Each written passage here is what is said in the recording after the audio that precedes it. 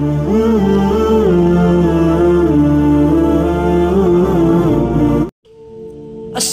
আলাইকুম ওয়া রাহমাতুল্লাহি ওয়া বারাকাতুহু। সম্মানিত সুধী, রমজান মাস আগমন করলেই আল্লাহ তাআলা জান্নাতের দরজাগুলো খুলে দেন ও জাহান্নামের দরজাগুলো বন্ধ করে দেন। রমজান মাস ছাড়া আর কোন মাসে বা কোন দিনে জান্নাতের দরজাসমূহ খোলা হয়? আবু হুরায়রা রাদিয়াল্লাহু তাআলা আনহু থেকে বর্ণিত, তিনি বলেন, রাসূল সাল্লাল্লাহু আলাইহি সাল্লাম বলেছেন, প্রত্যেক সোম ও বৃহস্পতিবার জান্নাতের দরজা খোলা হয় এবং এই দুই দিন সেই সব বান্দাদের মাফ করা হয় যারা আল্লাহর সাথে কোনো কিছুকে শরীক করে না।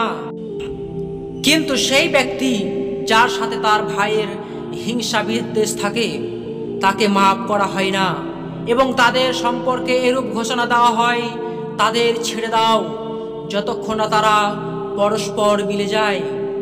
মুসলিম, ইমাম আবু দাউদ রাহমাতুল্লাহ আলাইহি বলেন, যে ব্যক্তি কারো সাথে আল্লাহর সন্তুষ্টি লাভের আশায় সম্পর্ক ছিন্ন করে সেই ব্যক্তি উক্ত হাদিসে বর্ণিত শাস্তির যোগ্য নয়। তিনি আরও বলেন, উমর ইবনে আব্দুল আজিজ রাহমাতুল্লাহ আলাইহি এক ব্যক্তিকে দেখে তার মুখ ঢেকে ফেলেন, কেননা তিনি তার সাথে কথা বলতে অপছন্দ করতেন। সহিহ মুসলিম, সুনান আবু দাউদ, ইসলামিক ফাউন্ডেশন, অধ্যায় নম্বর 36, হাদিস নম্বর 4836, কিতাবুল আদাব অধ্যায়। আলোচ্য হাদিস থেকে এটা সুস্পষ্ট যে প্রতি সোম ও বৃহস্পতিবার জান্নাতের দরজাগুলো খোলা হয়। সকল মুমিন মুসলিমদেরকে ক্ষমা করা হয়, হিংসাকারীকে ক্ষমা করা হয় না। হিংসা মারাত্মক অপরাধ যা আমার ও আপনার ইহকাল ও পরকাল ধ্বংস করে। হিংসা কি? হিংসা কাকে বলে?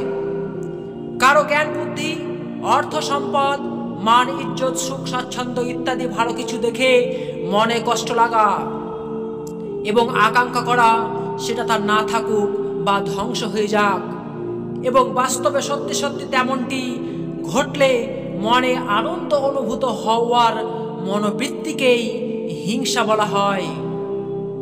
হিংসুক ব্যক্তি নিজেকে বড় মনে করে, নিজের স্বার্থকে সবচেয়ে বড় করে দেখে, সে অন্যকে ঘৃণা করে, অন্যের প্রতি শত্রুতা পোষণ করে, অন্যের অনিষ্ট কামনা করে।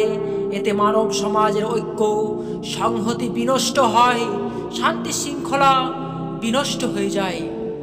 আবু হুরায়রা রাদিয়াল্লাহু তাআলা আনহু থেকে বর্ণিত, রাসূল সাল্লাল্লাহু আলাইহি সাল্লাম বলেছেন, তোমরা হিংসা বিদ্বেষ করা থেকে বেঁচে থাকো, কেননা হিংসা নেক আমলকে সেইভাবে খেয়ে ফেলে যেইভাবে আগুন কাঠকে জ্বালিয়ে নিঃশেষ করে দেয়। সুনান আবু দাউদ, হাদিস নম্বর 4905। প্রত্যেক সপ্তাহের সোমবার ও বৃহস্পতিবার এই দুটি দিনে বান্দাদের আল্লাহর কাছে আমল পেশ করা হয়।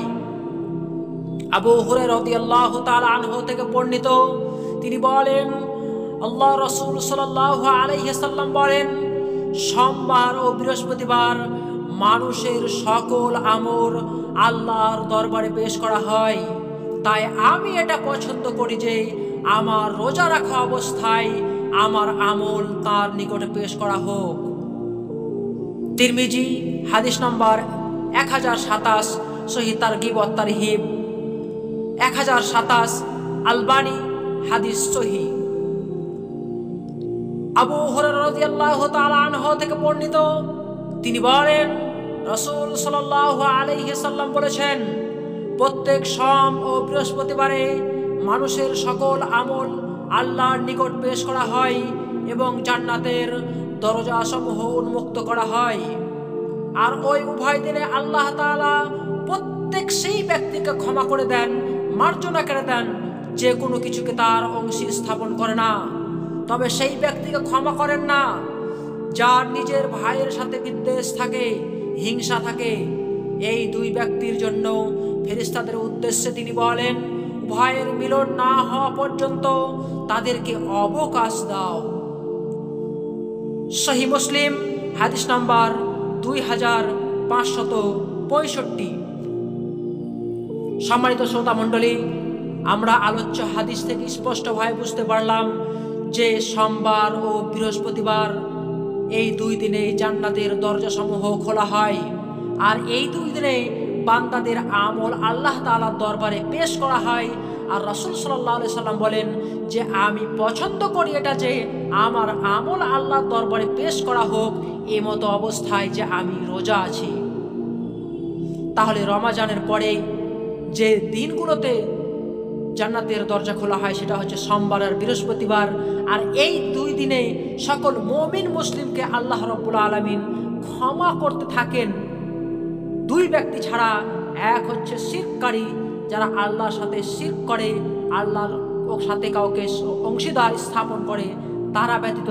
আর 2 বিদ্বেষকারী ব্যতীত, হিংসাকারী ব্যতীত। হিংসা এত মারাত্মক পাপ যে এই হিংসা শুরু হয়েছিল, এই হিংসার পাপ প্রথম শুরু হয়েছিল আদম আলাইহিস সালামকে সৃষ্টির পরে হিংসার বশবর্তী হয়ে ইবলিস আদম আলাইহিস সালামকে সিজদা করেনি। আল্লাহর যে আদেশ, সে আদেশকে সে অমান্য করেছিল। 2 জমিনের বুকে যে প্রথম পাপ সংঘটিত হয়েছিল সেটাও হিংসার বশবর্তী হয়ে কাবিল হাবিলকে হত্যা করেছিল হিংসার বশবর্তী হয়ে। কারণ কাবিলের কুরবানি আল্লাহর দরবারে কবুল হয়নি, আর হাবিলের কুরবানি আল্লাহর দরবারে কবুল হয়েছিল। এই হিংসার বশবর্তী হয়ে কাবিল হাবিলকে হত্যা করেছিল। সম্মানিত সুধী মণ্ডলী, দুনিয়ার বুকে যত বড় বড় পাপ রয়েছে তার একটি পাপ, অন্যতম পাপ হচ্ছে হিংসা। হিংসা এমন মারাত্মক পাপ যা আপনার আমার সকল আমলকে নষ্ট করে দেয়। হিংসা সেইভাবে আমলকে নষ্ট করে দেয়।